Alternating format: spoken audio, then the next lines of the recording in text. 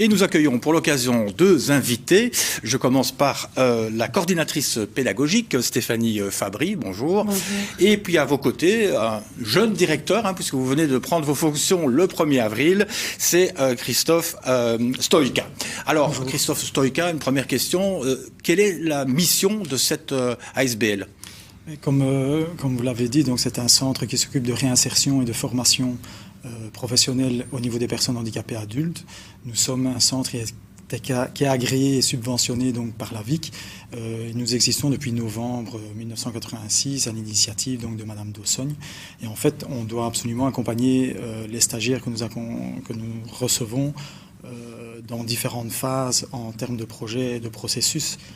Au niveau de la formation, qui est découpée en une phase de détermination de projet. On va permettre justement aux stagiaires de se remobiliser, de pouvoir être confrontés au monde du travail, mais également pouvoir déterminer un projet qui est plus réaliste à ses capacités. Donc, alors, Stéphanie Fabry, c'est un accompagnement qui n'est pas à la carte, mais qui est plutôt personnalisé. Individualisé, oui.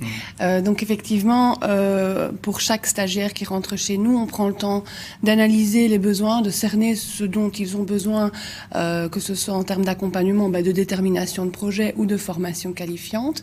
Et en fonction de où ils en sont dans leur parcours et dans leurs compétences, on propose des contenus qui sont adaptés et leur permettant de pouvoir aller vers l'emploi par la suite. Alors, on va parler tout de suite avec l'image, puisque nous sommes allés au sein même de votre association pour rencontrer des stagiaires et on voit tout le travail d'accompagnement. Régine est formatrice à l'espace formation emploi. Son travail, accompagner les stagiaires dans leur connaissance des logiciels informatiques, mais également dans l'adaptation de leur poste de travail. Nous avons un public avec des handicaps divers. Ça peut être une main qui fonctionne pas bien, un mal de dos, donc ça ne se voit pas. Ça peut être des malvoyants. Et c'est pour ça que nous utilisons du matériel bien spécifique. Nous adaptons les postes de travail justement au handicap de la personne pour faciliter leur insertion professionnelle. Parmi les stagiaires, Stécie, 34 ans, qui est atteinte de spondylarthrite ankylosante, une maladie évolutive qui s'attaque aux articulations et à la colonne vertébrale. Plus question pour cette puéricultrice de garder des enfants. Elle doit donc envisager une reconversion professionnelle. J'aimerais bien soit faire du secrétariat plus médical, soit vraiment l'agent d'accueil. Et ça, on va voir suivant mes facultés et mes besoins, en fait. Donc avec les formateurs, voilà, ils vont bien m'aider, je l'espère, à vraiment bien choisir ce qui me convient mieux et ce qui convient surtout à ma maladie aussi. Moi, actuellement, j'arrive encore à marcher, j'arrive à quand même rester bien assise. Mais je pense que sur le long terme, on va voir vraiment si, oui, j'aurais besoin plus d'un certain clavier, peut-être une chaise plus adaptée, peut-être plus de pauses aussi.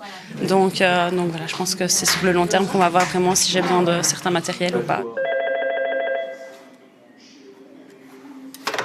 Canacé, bonjour. Mehdi est né avec une agénésie de la main. Il a été stagiaire à l'ASBL. Aujourd'hui, il est en passe de signer un contrat à durée indéterminée. Déjà, en tant qu'assistant administratif, on est appelé à traiter le courrier et ça, j'ai une réelle difficulté d'ouvrir le courrier. Le clavier informatique a également été adapté. Et alors, mon oreillette ici me permet justement de répondre au téléphone et d'encoder en même temps. Et ça, il n'y a pas mieux.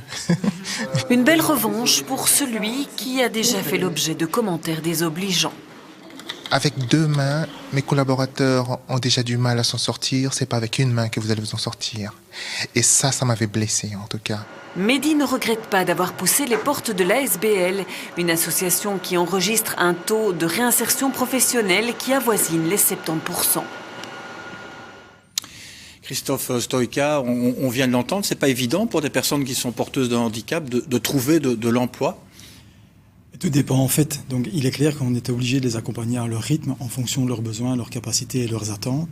Il est clair qu'on est à la recherche de différents partenaires pour justement qu'ils puissent être confrontés au monde du travail et justement prouver que malgré leur handicap, ils ont une capacité justement tout à fait productive comme tout un chacun et de pouvoir justement avoir leur place dans la société pour justement pouvoir avoir une vie tout à fait comme les communs des mortels. Stéphanie Fabry, on vient de donner un chiffre de réinsertion, 70 à 80%. Ça veut dire que les stagiaires aussi sont formés pour essayer de trouver eux-mêmes un emploi, se présenter? Tout à fait. Donc, tout au long de la formation, on travaille avec eux le développement de leur autonomie dans leur recherche d'emploi. L'idée, c'est que, au terme de la formation, ils puissent aller vers l'emploi.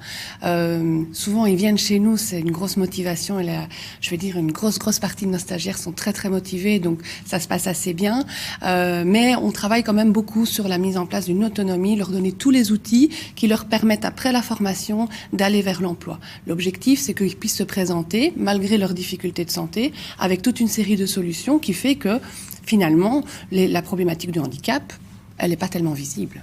Les retours que vous avez au sein de l'association, ils sont tout à fait positifs tout le temps? Oui, ils sont vraiment positifs. Oui. Et ça concerne combien de personnes sur une année? Généralement entre 70 et 80.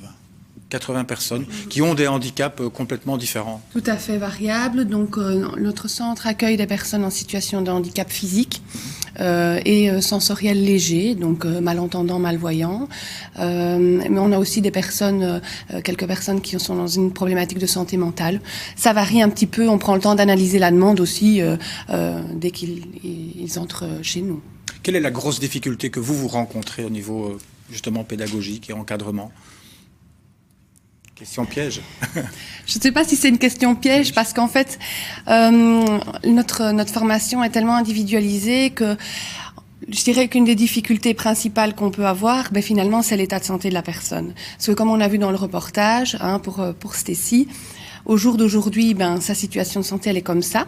Donc, elle sait un peu travailler sur elle, voir quelles sont ses limites, jusqu'où elle pourra aller. Mais dans 3 mois, on ne sait pas ce qu'il en sera. Et ça, malheureusement, on doit apprendre à travailler avec ça. C'est l'individualité, justement, de la proposition, de la formation et du processus de formation qui est peut-être, justement, une pierre d'achoppement et à réaliser tout au long du parcours du stagiaire. En tout cas, merci à vous deux d'avoir accepté notre invitation et d'avoir donné une fenêtre sur votre association qui fait un travail formidable, il faut quand même le souligner. Merci.